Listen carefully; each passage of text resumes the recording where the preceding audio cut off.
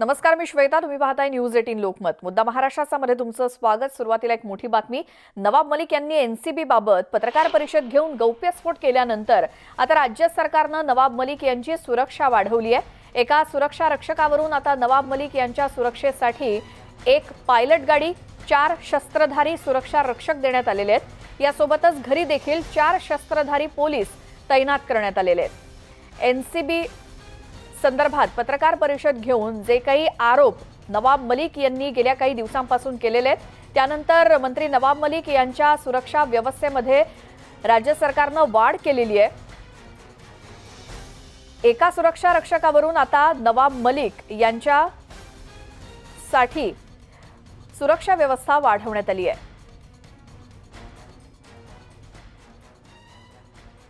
थेट जाऊयात नवाब मलिक यांच्या पत्रकार परिषदेत.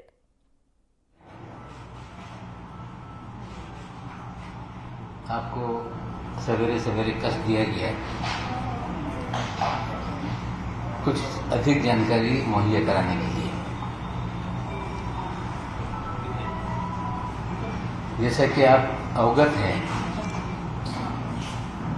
पिछली 6 तारीख को हमने प्रेस कॉन्फ्रेंस में एनसीबी को लेकर कुछ सवाल खड़े किए थे।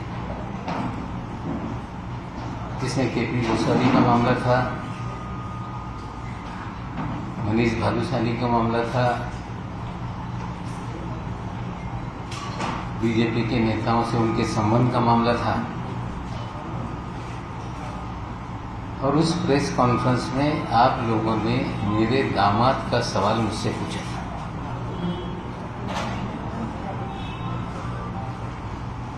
उस समय भी मैंने कहा था कि 13 जनवरी के रोज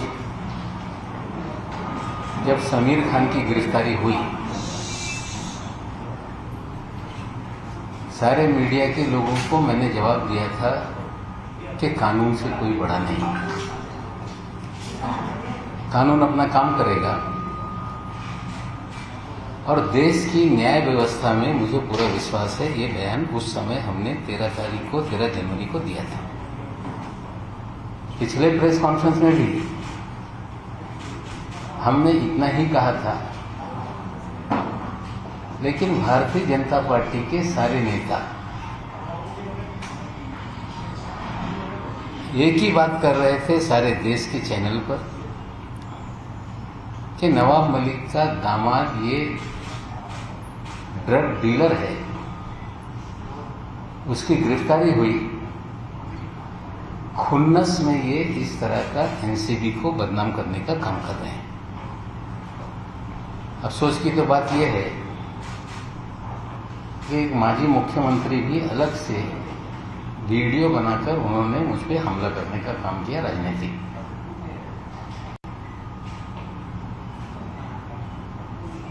लेकिन 27 तारीख के दिन एनडीपीएस के स्पेशल कोर्ट में समीर खान और उसके साथ 2 अन्य सह आरोपियों को, करण सजलानी और राहिला फर्नीचर वाले को 8.5 महीने जेल में रहने के बाद जमानत देने का काम किया। उसके बाद हमारी प्रेस कॉन्फ्रेंस हुई, लेकिन जो एक रिटन ऑर्डर होता है वो जज साहब के माध्यम से हम लोगों को प्राप्त नहीं हुआ। कल सवेरे 11 बजे जो कोर्ट का पोर्टल है ऑनलाइन, उस पोर्टल पे जस्टिस जोगलेकर जी का ऑर्डर लोड हुआ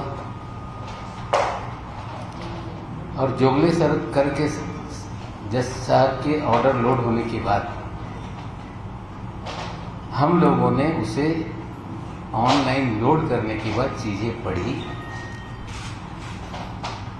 उसको मैं समझता हूँ कि आप जिस तरह से हमारे मीडिया में मेरा नाम लेकर पूरी खबरें 8.5 महीने चली, मेरे दामाद को 8.5 महीने जेल में रहना पड़ा और एक उनकी बीवी जो मेरी बेटी है वो अलग ट्रॉमा में थी। उसके 2 छोटे छोटे लड़के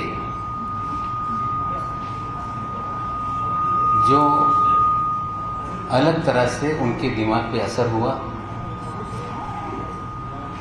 वो समाज में किसी से मिलने के लिए तैयार नहीं। सिर्फ या मेरे घर पे या मेरी दूसरी बेटी है उसके घर पे या घर के 4-6-10 लोगों के अलावा वो किसी से मिलते नहीं। इस तरह का हालात घर में है। लेकिन कल जो आदेश आया उससे पहले के घटनाक्रम मैं आपके सामने रखना चाहता हूं।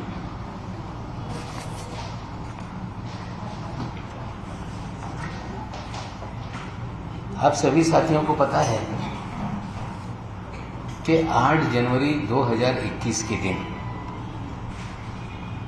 एनसीबी ने पत्रकारों को बताया कि 2 पार्सल यूनिवर्सल कार्गो से ट्रेस किए गए जो करण सजलानी ने विजय शर्मा नाम की किसी व्यक्ति को शिलांग भेजने के लिए बुक किया था।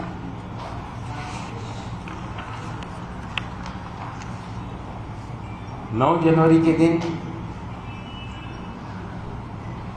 करण सजलानी जो बांद्रा में रहते हैं उनके घर पे रेड की गई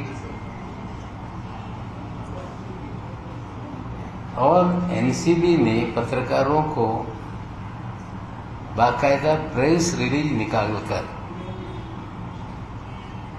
200 किलो गांजा बरामद किया गया है। इस तरह से खबर आप लोगों को 9 तारीख को दी गई।